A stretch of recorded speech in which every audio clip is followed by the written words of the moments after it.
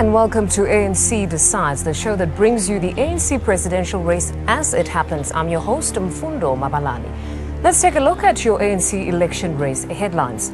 The ANC Eastern Cape Provincial Conference is finally underway after the Provincial Executive Committee held a marathon meeting that's behind closed doors to iron out differences.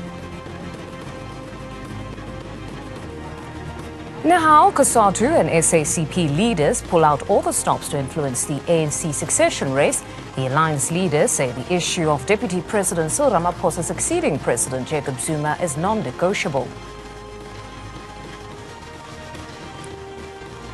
The Free State ANC PEC is challenged legally. This after the PEC failed to hold a provincial conference within the ANC's required 4-year period.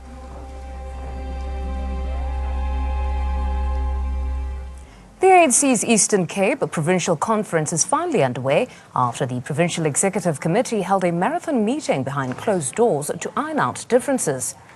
The Eastern Cape Conference got off to a rocky start, with some reports suggesting that it could be postponed.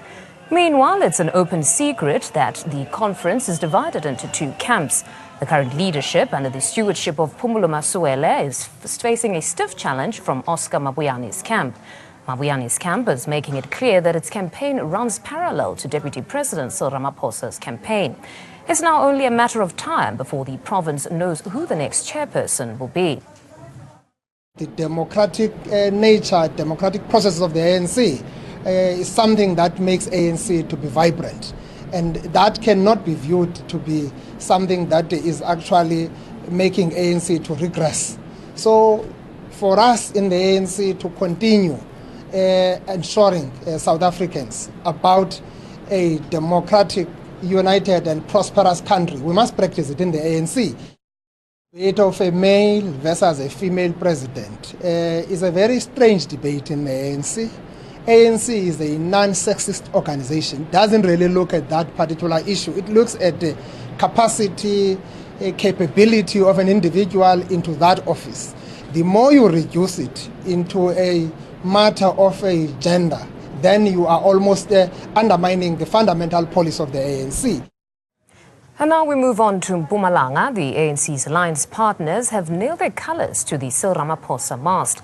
Alliance leaders took advantage of the union's 30th anniversary to make their candidates bidding. Now, COSATU and SACP leaders are pulling out all the stops to influence the ANC succession race. The alliance leaders say the issue of Deputy President Cyril Ramaphosa succeeding President Jacob Zuma is not negotiable.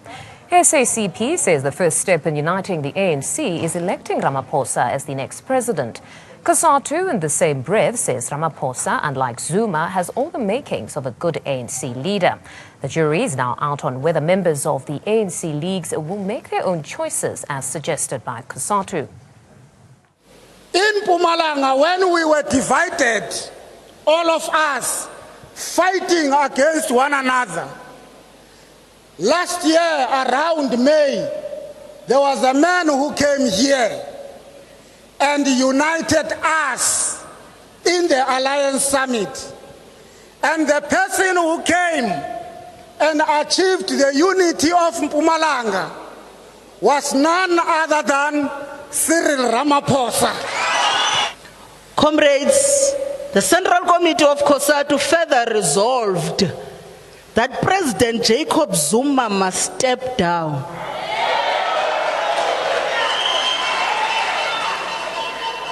When COSATU took that decision, Makabane, it was not based on any personal hatred against the president of the ANC, but it was based on the interest that we have of ensuring that the African National Congress remains the only hope of the South African people and remains biased to the working class. Comrades, we know Uguti, the decisions that were taken by the president of the ANC has led to our own economy bleeding profusely.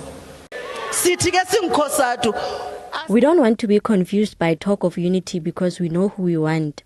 As COSATU, we are not saying that there should not be talk of unity, but let us start by agreeing that it is the tradition of the ANC that the deputy president becomes the president. The deputy president becomes the president. We're now joined by our reporter Lemogang Foke, who's out in Mpumalanga.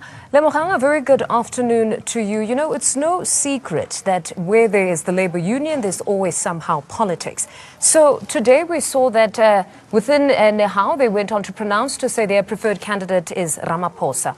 But take us through today's proceedings in general and perhaps some of those addresses from some of the guests. A very good afternoon to you, Mfundo, and thank you very much. You have correctly stated what has transpired here today, and I think also it is no secret that COSATU as well as SACP and COSATU's affiliate Nehau have thrown their weight behind Cyril Ramaphosa. And you know, I have from Nehau with me Mr. Fikile Majola just to talk about what he said when he addressed the members here today as part of the 30th anniversary celebration. Dr. Majon, thank you so much for joining us. Very, very interesting views that you have. Cyril Ramaphosa, the unifier. Just take us through that. Yeah, firstly, the point I was making is that the deputy president of the ANC has got to become the president of the ANC because, contrary to what other people say, it's a tradition that we have established in the ANC, especially in the recent past.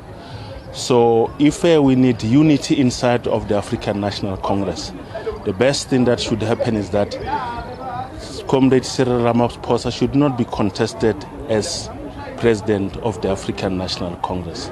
So I agree myself with those who say that at this point the most important thing is to unify the African National Congress. And I believe that we can unify the African National Congress behind the leadership of Comrade Cyril Ramaphosa. But also, Comrade Cyril Ramaphosa, beside being able to unify the ANC, is a capable deputy president. So no one questions his abilities to be able to lead the African National Congress, or even his abilities in future to be able to lead government. And also, you know, some people might say that it is an ANC, ANC being, the succession race rather being a democratic process, and also allows the constitution allowing for there to be contestation when it comes to these positions. What would you say about that in comparison to what you are saying? And also, you know, people saying that you're somehow favoring one candidate over the other. We're not favoring one candidate over the other. There's only one deputy president. So in the past, we have said there was only one deputy president in the form of Comrade Jacob Zuma, and that's the person we supported. There's only one deputy president now. So there are no other candidates who are deputy presidents. So it is an ANC internal process indeed.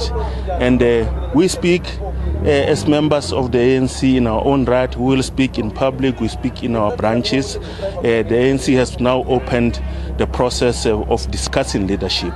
So I'm of the firm view that to unify the ANC, we shouldn't have contestation for the position of the president. I know that there are comrades in provinces who say, can't we bring together comrades from different groups?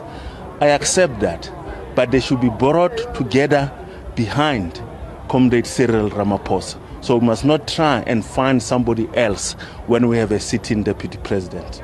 Dr. Majol, I want to bring you back to this province, because what we know is that they are saying that, you know, they are not interested in talking about candidates and names at this point, but rather to unify the union and, you know, therefore have not pronounced a candidate as we know. But what do you think that means when Nehau today pronounces Ramaphosa as their candidate? No, COSATU has pronounced Comrade Cyril Ramaphosa as their candidate. Nehau has pronounced Comrade Cyril Ramaphosa as their candidate, so are other affiliates of COSATU. So that's public knowledge. With regard to Mpumalanga, I think the leadership of Mpumalanga is right not to pronounce, because that process here in the province has got to be determined by what the branches say. So they must allow the branches of the ANC to have their BGMs, to make the nominations, and then on the basis of that, the PGC of Mpumalanga will pronounce on their candidate. So at this point in time, they are right not to talk about names. But when the time comes, the right thing to do is to unite around the principle of the deputy president being the president of the ANC. And I personally would encourage comrades of Mpumalanga here, including Comrade Didi Mabuz, that if they want unity inside of the African National Congress, the best way of achieving that unity is to get to a collective of leaders that would be rallied around Comrade Cyril Ramaphosa and not try and find another name when there's a sitting deputy president of the ANC. That's what is going to divide us. Thank you very much, Ntate Fikile Majola from Nahau. And now I just want to bring in quickly from Kosatu Mezingi Swalosi. You will remember that just a couple of days ago, the Secretary General of the ANC, Gwede Mantashe, took to Twitter to make known his views on the succession race. Melos, thank you so much for joining us. You had said that, Comrade Gwede Mantashe was right in his thoughts on what should happen come December. Just talk to us about that. Thank you very much. Indeed, Kosatu says there's nothing wrong with what Gwede said on his Twitter account, voicing his preference on what should be a line that must be followed towards the conference in December of the ANC. And I argue that is correct because South Africa knows that the president of the ANC himself pronounced about his preferred candidate to lead the ANC. Actually, the president of the ANC made this pronouncement right after the Mangaung conference. The following year, he said, now the ANC is ready for a woman president. Even though at that time, he did not tell us who is this woman that the ANC that is ready to take after him. It has become very clear now that he was referring to Dr. Nkosazana Dlamini Zuma. Now, if the president of the ANC can stand up and say, support Nkosazana Dlamini Zuma, and the TG of the ANC has said, I'm available to lead the African National Congress as the president of the ANC in the coming conference, why must now the Secretary General of the ANC be excluded in terms of him raising his own personal views and what he supports towards the ANC race? It has been open now. So let's allow everyone to be able to express their personal views on these matters, because no one has monopoly over views on who must lead the African National Congress. All members of the ANC during this time have a right to make such pronouncements. Well, thank you very much, Mfundo. Unfortunately, in the interest of time, I'm going to have to toss back to you in studio. No, certainly we are running out of time. Well, we're joined by Nomusa, who's out in the Eastern Cape for that elective conference there that continues. Nomusa, a very good afternoon to you. Now, it seemed that yesterday the delegates had the longest day. Nothing seemed to be going right. The PEC was locked in talks. Can you just take us through exactly what those talks were about? Well, good afternoon to you, Nomfundo, and good afternoon to our viewers. Yes, indeed, it was a very long day for delegates yesterday, having to wait for the PEC members who were in the marathons of PEC meetings. After the PEC had those meetings, they then called the press briefing, where they clarified to members of the press that, yes, indeed, they were having meetings, and those meetings were to make sure that they iron out all the issues that the province was facing, and they also made it clear that all the disputes that had arose, they were dealt with accordingly by the NEC. Not that they were trying to shift responsibility to the NEC, but they wanted to make sure that there is nothing that is going to come back to them in a manner that they did not deal with the issues accordingly. You will remember that the conference was supposed to start this morning at 9 a.m. However, it was also delayed. According to the spokesperson of the province, he mentioned earlier on that it was because the registration was not finalized. They had to make sure that all delegates are registered. I must tell you, Nomfundo, that when it comes to access to the venue of the conference, security is very tight. So they had to make sure that everyone has a tag that enables them to access the venue of the conference, because they are saying that they want to produce a legitimate conference with no questions that are going to arise afterwards. They do not want to see the province in the same position as the province of KwaZulu-Natal and other provinces being taken to court in question of the leadership elected in this conference. I must say, though, Nomfundo, that throughout the day today, the secretary has been in the vicinity of the conference. However, Mr. Phumulo Masualle was absent today in the eyes of the media. No one could get hold of him. Only now we are seeing him going inside the hall as the conference was about to start. Another issue, Nomfundo, is that the delegates, most of them, well, I can say 90% of the ones that have entered the venue, as the other ones, are still trying to go through security checks. But however, the leadership has decided that they are going to start with the conference regardless of not having all the delegates inside due to time, looking at the time now that the conference has delayed this long. Delegates were chanting, singing songs in favor of Oscar Mabuyane as the chairperson, or as the person to take over the reins for the chairperson position in the province.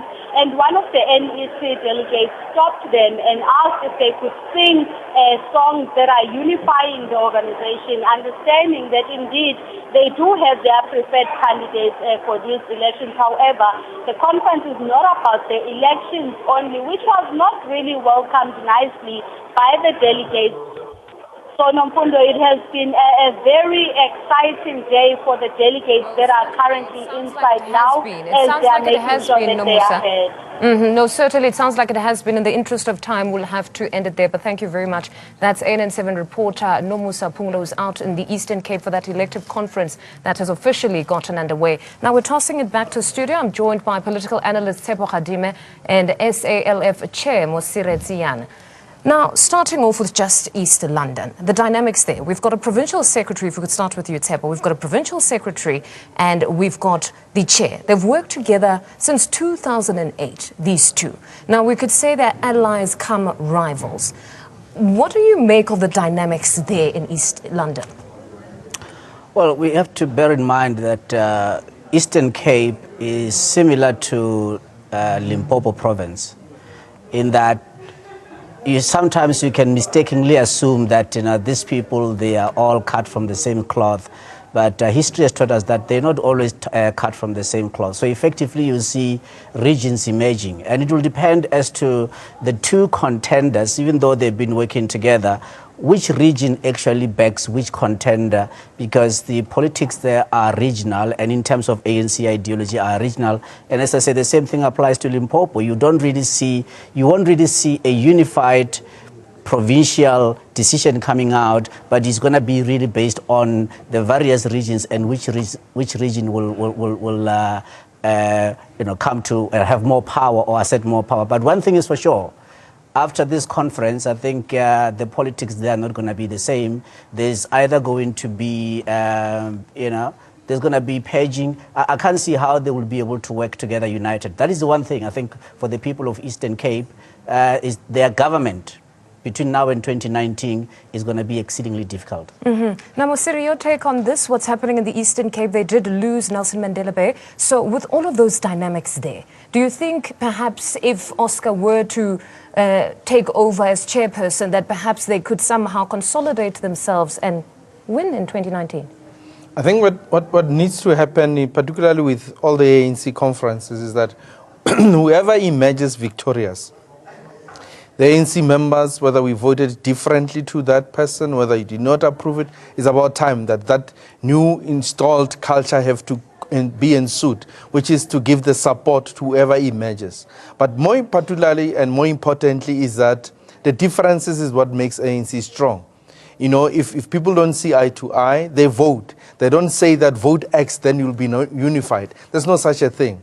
You go out there because you are different, but you go and vote, and whoever has convinced a large people, or rather have convinced major branches to vote for him, should emerge victorious, be whoever it is. But that person remains the ANC member, and that there has to be a consolidated effort to make sure that he gets the support of the province and the support of the regions, and see it that way. That is what we call unity. Unity now, cannot be... In terms of the outcomes, though, the outcomes of this elective conference, will they really have that much of an impact on the December conference? Because now it seems if there's regional politics, a region could raise their own name. So it might not be one voice or at least one name from the PEC, whomever wins.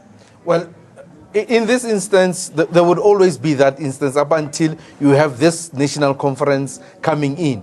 I don't think that there will be regions that will change their minds, particularly if you've got a leader who perhaps have won more regions. It doesn't mean that the other regions who had a different opinion are just automatically going to change their mind. They are going to remain with whatever choice that they have made, and they will go to the national conference with that. No, an interesting one. Let's now cross to the Free State. Now, the ANC Free State Provincial Executive has been taken to court over its legality to preside over the province. This is after the PEC failed to hold a provincial conference within the ANC's required 4-year period. The previous provincial conference was held in May of 2013, allowing for a 90-day grace period. A new conference should have been held by August 2017. The ANC NEC recently announced that all provincial conferences must be held by the 30th of September. The 4-year rule was adopted at the ANC's 53rd National Conference in Mangaung in 2012. We're now joined by ANN7 reporter Giovanni Majani, who's out in Hoopstad in Free State. Gio, a warm welcome to you. Now, it seems the issue of the Free State PEC possibly does not have, or at least not having that duly authorized mandate seems, especially because their term expired in May, seems to be the most contentious. Can you just take us through the developments there in Free State today? Indeed, so good afternoon to you, Nomfundo, and good afternoon to the viewers. We do know that it has been a very busy week in the Free State, with Monday the PEC stating that they are ready for the branch meetings to take place, as well as that they are standing behind Dr. Nkosazana Dlamini-Zuma to be the next president of the ANC, as well as stating that as a province they are ready to go to conference in November, despite the SG Gwede Mantashe's statement saying that after the 30th of September, there will be no more conferences. Today, we do understand that the spokesperson of the national ANC, Zizi Gwata, also mentioned that the Free State's application to have their conference in November came before the deadline, so this does not count in that part. But to tell us a bit more, I do have the leadership of the ANC Youth League behind me, and specifically, I will be talking to Kadre Mujalefa Buti. Thank you so much for joining us. A lot is happening. First of all, a lot of talk about this radical economic transformation. In celebrating the youth, what is it and why involve the youth? As a mission of our generation, radical economic transformation means taking a total control of the commanding heights of our economy to liberate our people, to get land, to participate fully in the economy, to ensure that we are getting a free and qualitative education. That's what, in essence, radical economic transformation means to us as this generation. So we also do know a legal paper came out today where it questions the legality of the current leadership, the PEC of the Free State, stating that they do not have the presidents to be over the Free State and to decide where to from here. Well, it's only people who are not active in the branches of the African National Congress who will lack that clarity, who will continue not to be well conversant with the fact that the NEC itself has acknowledged that Free State has been ready as early as April There was an extension that was made by the NEC because the processes of the audits are a competency of the Office of the Secretary General. We can't audit ourselves.